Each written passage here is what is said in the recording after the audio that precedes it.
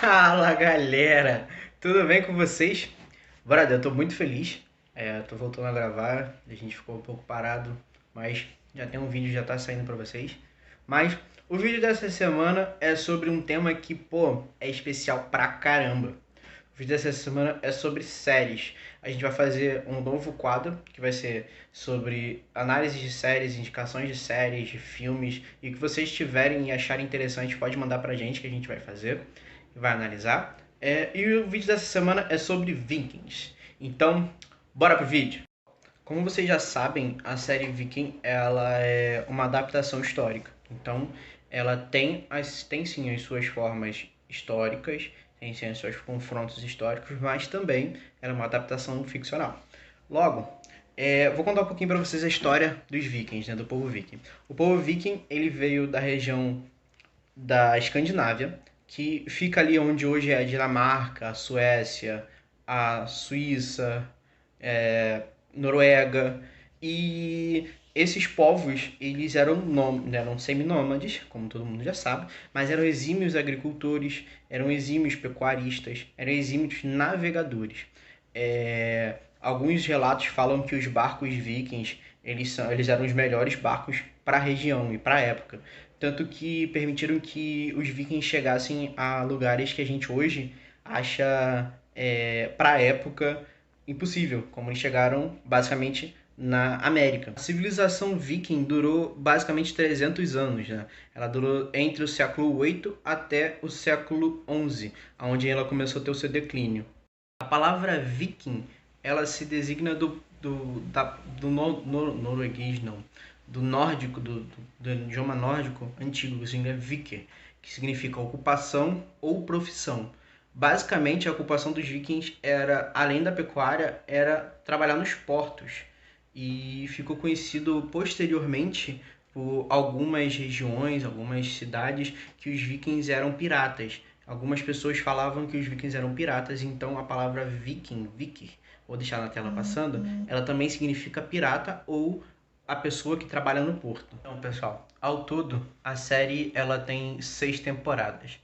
Vamos destrinchar um pouquinho. A primeira temporada ela tem 9 episódios, a segunda tem 9 episódios também, a terceira acrescenta um, então vai a 10 episódios.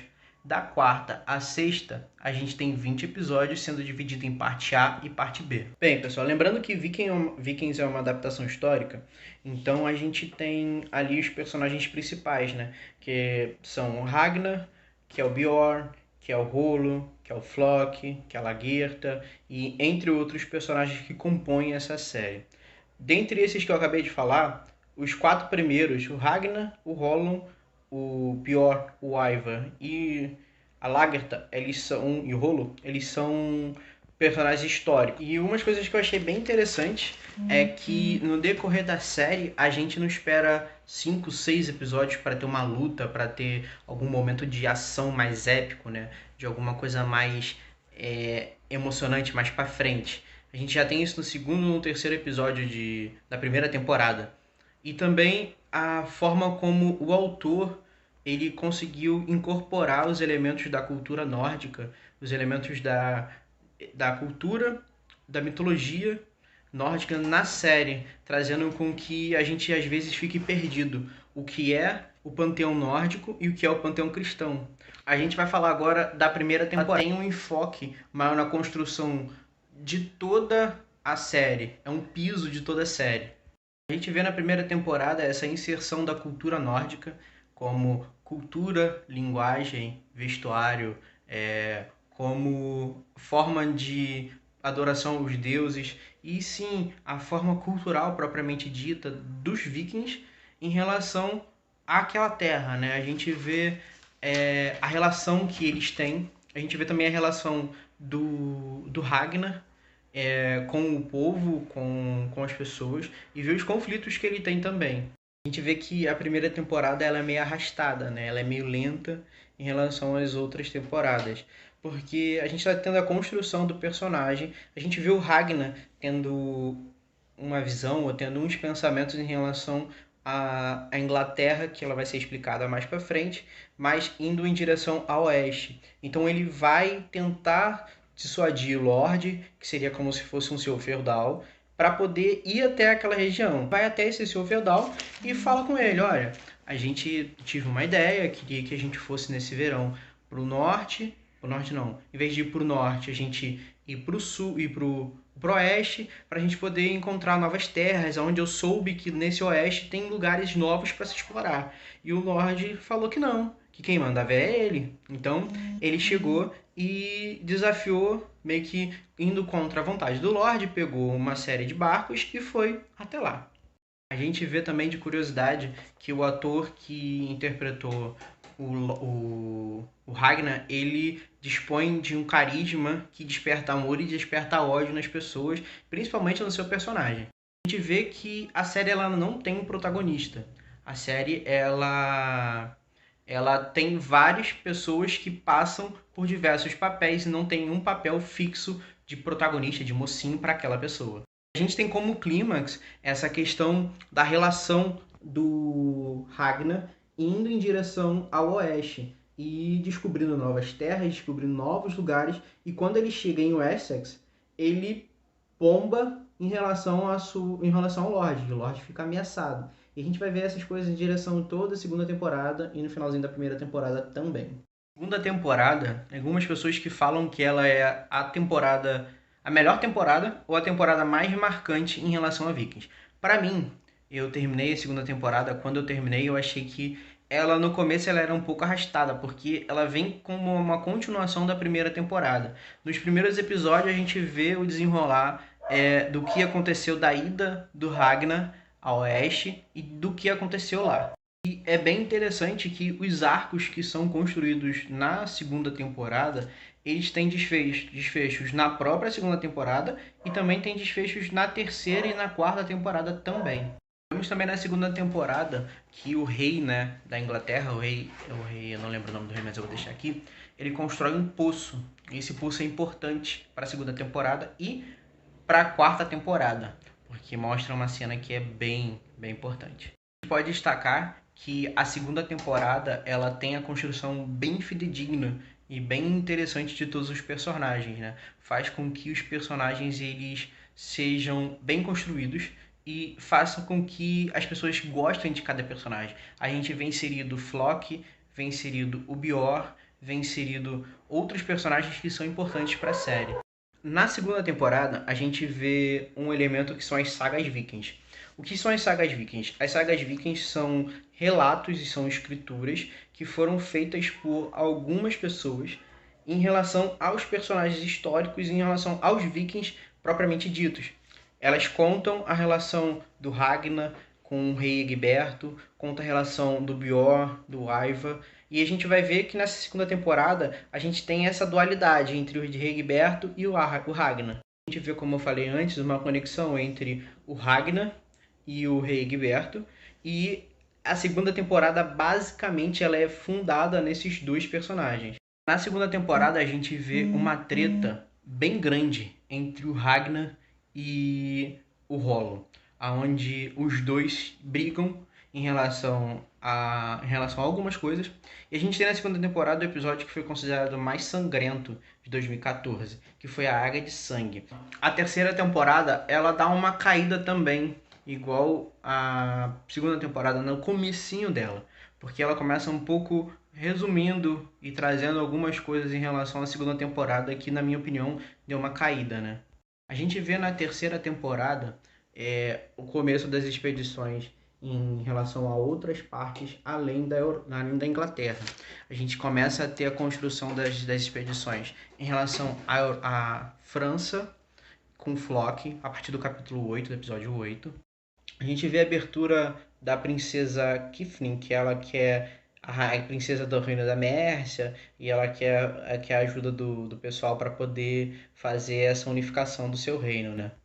Um ponto muito chocante que a gente tem, ou pelo menos eu achei muito chocante, da terceira temporada, foi a morte do Altrastan, que abalou demais pro Ragnar. Foi um momento que ele ficou extremamente abalado, extremamente balançado. Essa relação do Altrastan com o Ragnar como uma relação de um amor entre irmãos, né? Propriamente dito. Na temporada, o Ragnar ele fica um pouco distante.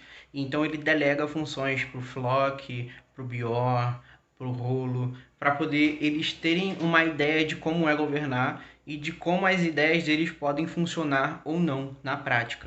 A gente vê também o fortalecimento dele na série e o ponto alto, acho que eu posso chamar de clímax, é a parte quando ele sai de dentro de um caixão e aparece para todo mundo ali. Então esse é o ponto alto para mim na série.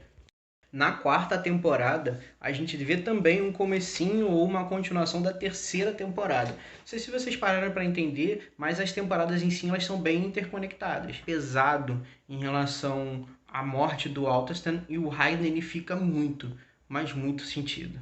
A gente vê propriamente dito na quarta temporada o desenvolvimento do arco da França. A gente vê também o Conde Adolf, que eu vou deixar o nome passando, que é um nome chatinho de falar, né? A gente vê também o Rolo com a sua esposa. A gente vê também que o Ragnar, ele utiliza um opioide, né? A papoula. Uma curiosidade que ele utiliza a papoula nessa quarta temporada e mostra toda a decadência dele em relação ao uso da droga, né? De como ele ficou e tal. E a gente vê que é um plot twist enorme essa parte do uso da papoula, né? Porque mostra a fragilidade e um pouquinho da cultura chinesa na série. A gente vê na segunda parte da quarta temporada uma ação mais efetiva dos filhos do Ragnar em relação a uma morte prematura do pai e então um espírito de vingança que tem eles em relação a isso. A gente vê também o episódio que o Ragnar morre como o mais marcante e mais pesado da série. Pelo menos na minha opinião, eu achei bem pesado. A gente pode ver na quinta temporada uma passagem de tempo bem marcante, onde os personagens já mostram uma questão de velhice, uma questão de designação física também muito marcante. Tem um dinamismo que é empregado, né, por causa dessa passagem de tempo, e também vemos a relação de como essa construção ela é feita. A gente vê também uma relação bem desarmoniosa entre o Ivar e o Bjorn, entre o Ivar e a Largeta, porque há uma divisão entre o Essex e o Ivar quer porque quer ser o rei, né? Quer comandar. Vemos a expansão também para o norte da África e também para o Mediterrâneo, onde o Bjorn ele volta numa incursão muito rápida e, na minha opinião, podia ser bem melhor trabalhada essa parte do Mediterrâneo e da África. Sexta temporada. E a gente vê a construção já dos países nórdicos, propriamente ditos, e a subida mais ao norte deles. Eles vão em direção à Rússia, que naquela época era considerado como russo. A gente vê também a caracterização dos Jus um pouco mal feita, porque dá a entender que eles são mongóis, não são russos, né? Não são Rus. A gente vê um gancho entre o Flock com a conquista da Islândia e da Groenlândia, onde a gente tem a quinta temporada também em foco nessa primeira parte da série. Essa sexta temporada tem um confronto entre os dois príncipes russos, né? Entre esses dois príncipes e um príncipe mata o outro. A gente vê o Bjorn voltando para Kattegat e uma construção um pouco mais presente e mais próxima do Bjorn, né? A gente vê que a Lagertha ela volta a ser uma fazendeira, né? Como ela sempre foi, uma camponesa, mas acontece alguma coisa que ela acaba treinando pequenos grupos de fazendeiros para poder conter uma invasão. E basicamente é esse o que a gente tem da sexta temporada. Tem algumas curiosidades que eu achei bem interessante, como a música. A música da abertura ela é tocada também numa série da ABC, que é a série do Breaking Bad. E o nome da música é I Am Wolf or Red. Em português seria como se eu tivesse um coração, ou se eu tivesse um coração. Vou deixar passando a tradução para cima para vocês. A segunda curiosidade é que o ator que interpretou o Ivar, ele também interpretou o mesmo personagem, mas só que em um filme de 2013. Eu não lembro o nome do filme, mas eu vou deixar passando para vocês. E, cara, houve um pedido muito, muito inusitado. A atriz que faz a esposa do Ivar, se eu não me engano, ela pediu para que, na hora que tem uma cena que é muito forte, que quando o Ivar mata ela estrangulada, ela pediu para que ele a estrangulasse de verdade, lógico, com toda a segurança, para que a personagem tivesse um realismo, tivesse uma vivência maior em relação à cena. Bem, pessoal, eu espero que vocês tenham gostado do vídeo. O vídeo é essa série de séries e eu gostei bastante de fazer porque envolve coisa que eu gosto, que é uma série que eu gosto bastante. E se vocês tiverem alguma sugestão, vocês podem deixar nos comentários ou mandar pra gente, que vai ser interessante fazer o pedido de vocês. Valeu, um abraço, pessoal!